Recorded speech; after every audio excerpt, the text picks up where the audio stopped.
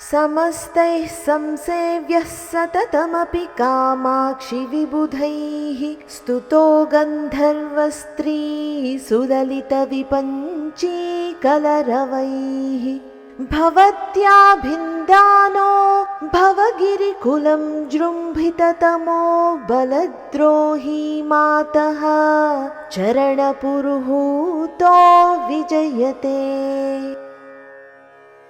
समस्तैः संसेव्यः सततम् अपि कामाक्षि विबुधैः स्तुतः गन्धर्वस्त्री सुललित विपञ्ची कलरवैः भवत्याः भिन्दानः भवगिरिकुलं जृम्भिततमः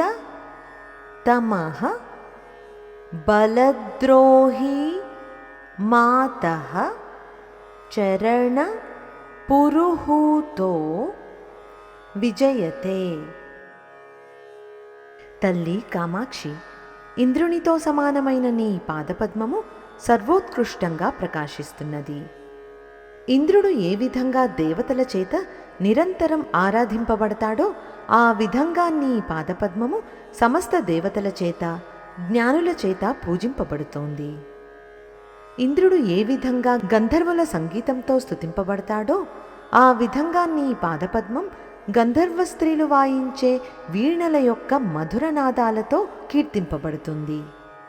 ఇంద్రుడు ఏ విధంగా అయితే పర్వతాల రెక్కలను తెగనరికాడో ఆ విధంగా నీ పాదపద్మం సంసారమనే పర్వతాల రెక్కలను నరుకుతుంది.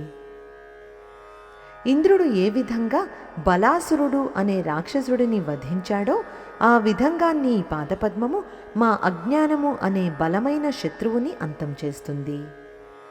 ఇంద్రుడు ఎలా అయితే దేవతలకు అధిపతియో అలాగే నీ పాదపద్మములు జ్ఞానులకు పరమగమ్యమై విరాజిల్లుతున్నాయి. ఇప్పుడు మరొకసారి శ్లోకాన్ని చదువుకుందాం. समस्तैः संसेव्यः सततमपि कामाक्षि विबुधैः स्तुतो गन्धर्वस्त्री सुललितविपञ्ची कलरवैः भवत्या भिन्दानो भवगिरिकुलं जृम्भिततमो बलद्रोही मातः चरणपुरुहूतो विजयते।